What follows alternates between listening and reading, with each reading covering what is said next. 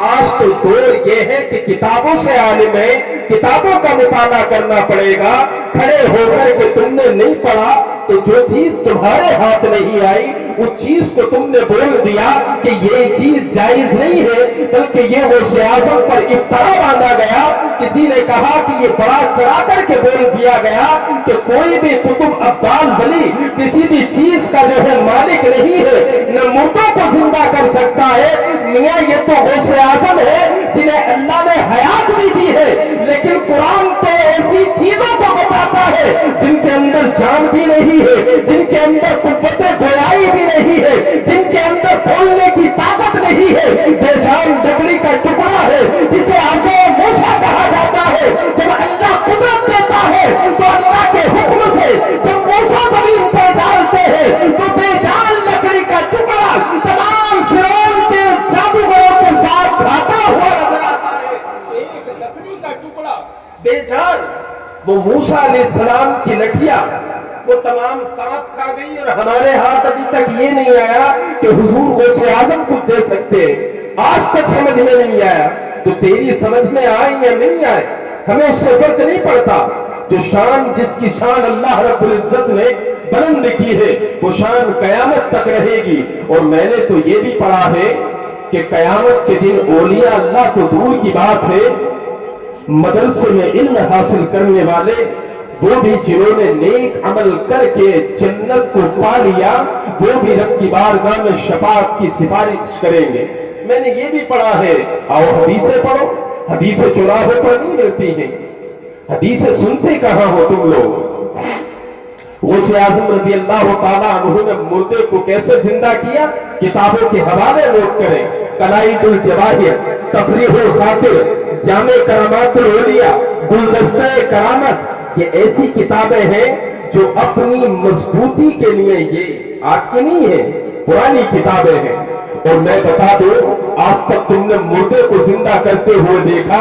تاریخ بتاتی ہے، تاریخ ملاحظہ کریں، اور قرآن کی آیت جس کو میں نے ذکر کیا ہے وہ اپنی نگاہ میں رکھیں اور نبی کی حدیث کو سنیں۔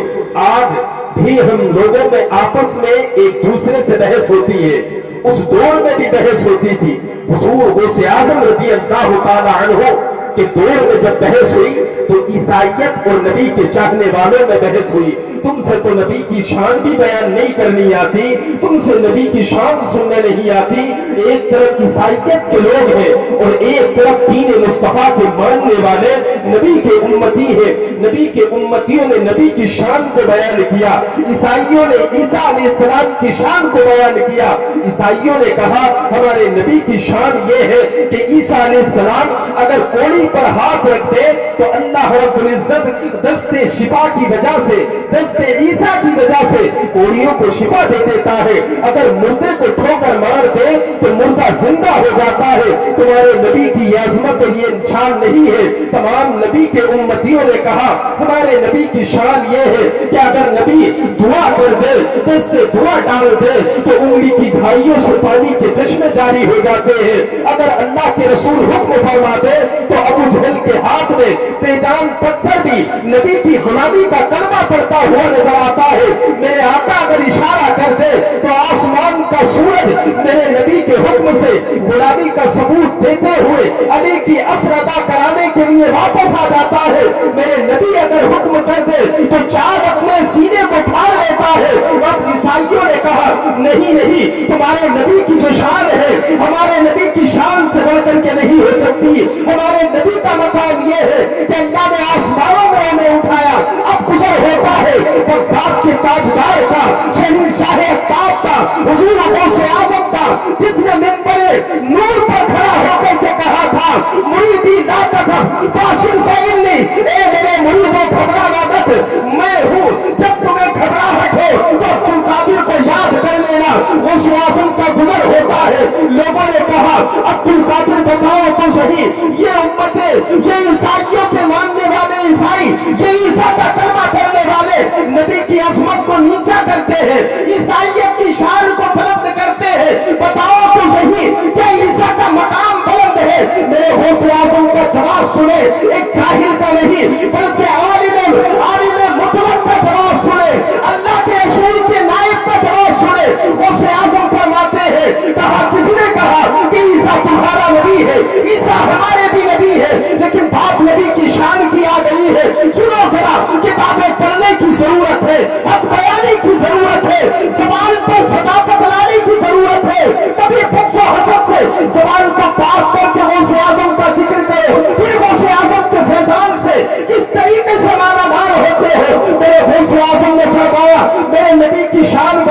عیسیٰ ہمارے بھی نبی ہے لیکن شان نبی کی زیادہ ہے. کہا اگر نبی کی شان زیادہ ہے تو بتاؤ تمہارے نبی نے کبھی مردے کو زندہ کیا ہے؟ عیسیٰ نے مردے کو زندہ کیا ہے, بیماریوں کو شفا دی ہے.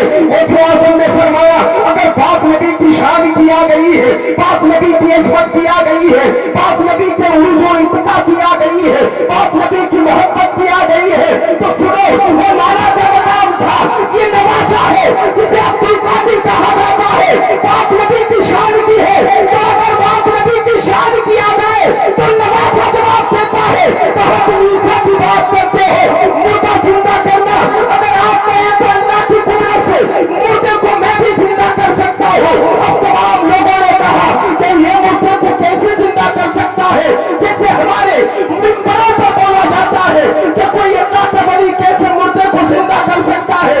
وہی عیسائیتوں کی ذہن تھی, وہی عیسائیوں کی ذہنیت لے کر آپ پر سلیمن پر بولتے ہیں. غوث اعظم نے کہا اگر میں نے مردے کو زندہ کر دیا تو بتاؤ کیا کرو گے؟ میرے نبی کا کلمہ پڑھ کر عیسائیت سے توبہ کر کے مذہب اسلام میں شامل ہو جاؤ گے؟ کہا ہاں اگر تیرے نبی نے تیرے مردے کو زندہ کر دیا تو عیسائیت سے توبہ کر کے نبی کے غلام بن کر نبی کے دین میں آ جائیں گے. غوث اعظم نے کہا ٹھیک ہے چلو ہم مردے کو زندہ کرتے ہیں. اب تمام عیسائیت دلوں میں مسکرا رہی ہے. مسخرے انداز میں کوئی غوث اعظم کی اہانت کا انتظار کر رہا تھا, کوئی غوث اعظم پر انگلی اٹھانے کی شک کا انتظار کر رہا تھا. جیسے آپ دلوں میں غوث اعظم کا وسوسہ رکھتے ہیں, غوث اعظم سے تم صحبت رکھتے ہیں. میرے غوث اعظم فرماتے ہیں یہ سامنے ہو کر کے سوچتے ہیں, میرے سامنے کھڑے ہو کر کے یہ دلوں میں سوچ رہے ہیں اللہ نے وہ مقام مجھے دیا ہے کہ ماں کے پیٹ میں رہ کر لوح محفوظ پر چلنے والی قلم کی آواز کو عبد القادر ماں کے شکم میں سنتا تھا. یہ سامنے سوچ رہے ہیں. کہا پاک نبی کی شان کی آ گئی ہے تو مردہ بھی مسلمانوں کا نہیں بلکہ عیسائیوں کا زندہ ہوگا. چلو عیسائیوں کے قبرستان میں چلو. تمام عیسیٰ علیہ السلام کے امتی عیسائی پہنچے اور تمام نبی کے چاہنے والے عیسائیوں کے قبرستان میں پہنچ گئے ہیں. اب تمام عیسائیوں سوچ رہی ہے یہ نبی کا غلام مردے کو کیسے زندہ کر سکتا ہے؟ جیسے آپ بولا گیا 11ویں کے مہینے میں بولا گیا تو غوث اعظم کیسے مردے کو زندہ کر سکتے ہیں؟ سنو غوث اعظم نے مردے کو کیسے زندہ کیا. کہا عیسائیوں کا مردہ ہوگا. عیسائیوں نے کہا ہمارا مردہ تابوت کے کیلوں میں چھپا ہوا ہوتا ہے, تابوت کے پلوں میں پیک ہوتا ہے, کیسے غوث اعظم زندہ کریں گے؟ غوث اعظم نے کہا چلو عیسائیوں اپنے قبرستان میں پہنچے. دلوں کے حالات کو پڑھ لیا عبد القادر نے. غوث اعظم نے تمام دلوں کے حالات پڑھنے کے بعد کہا کہ بات آ گئی ہے نبی کی شان کی تو مردہ عیسائیوں کے ساتھ ساتھ عیسائیوں کے قبرستان کا سب سے پرانا مردہ زندہ کیا جائے گا.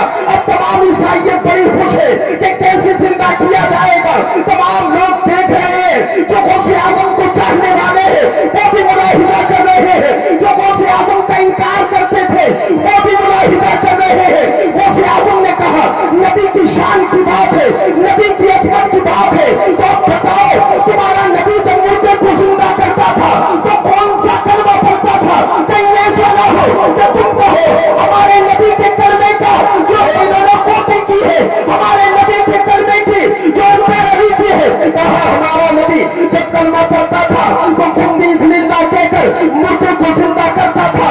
غوث اعظم نے کہا اب تم نوٹ کرنا میں کیا بات کہنے کے لیے جا رہا ہوں. لوگ بدل جاتے ہیں بیانوں سے. کہ غوث اعظم نے کہا تم بسم اللہ کے حکم سے کھڑا ہو, لیکن بات نبی کی شان کی تھی. وہاں غوث اعظم نے فرمایا اے عیسائیوں سنو, تمہارے نبی کا جو کلمہ تھا تم بسم اللہ تھا. عبد القادر کا کلمہ سنو. غوث اعظم نے قبر پر انگلی رکھ کر فرمایا تم میری اجازت سے کھڑا ہو جا. جب اتنا کہا تھا تو کفر کے تابوت سے مردے نے اپنے جسم کو باہر نکال کر غوث اعظم کے نبی کا کلمہ پڑھا, اور کلمہ پڑھنے کے بعد زمانے کو بتا دیا کہ غوث اعظم کا مقام کیا ہے. لوگوں نے پوچھا تھا اے عبد القادر بتاؤ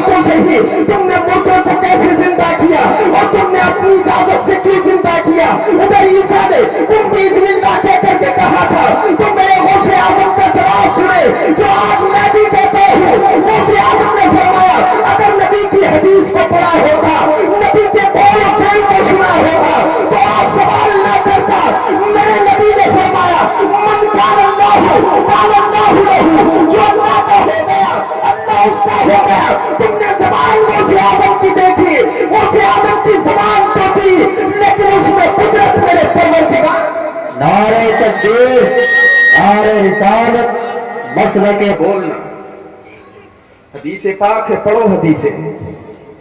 और हमसे तो हदीसें आती हैं, हमसे नहीं आती हदीसें। हदीसें तो तुम जानते हो पढ़ना।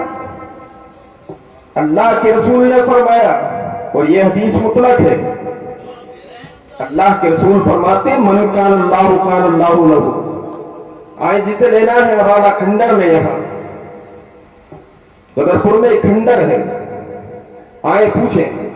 अल्हम्दुलिल्लाह जो बोल दिया उस पर बोलने, ये नहीं कि ज़बानें बदली जाएंगी इंशाअल्लाह। पता नहीं कैसी जहनीत के लोग हो जाते हैं। वही साहब कि सियाली बिल्ली खम्मा रोचे, अंगूर हाथ में आए तो खट्टे, और अगर हाथ आ गए तो क्या बड़े शानदार है, खट्टों को भी मीठा बता दिया। खट्टों को भी मीठा, हाथ लग गए तो खट्टों को भी मीठा, और नहीं आए तो क्या अंगूर खट्टे हैं। मियां गौसे आजम की शान बैठ करके नहीं बल्कि किताबें पढ़ने से आएगी, और गौसे आजम को वही समझ सकता है। आप देख कुरान की तफसीर बनता हुआ मेरा अब्दुल कादिर नजर आता है। अल्लाह ने फरमाया या अय्युहल्लज़ीना आमनुत्तकुल्लाह वकूनू मअस-सादिकीन।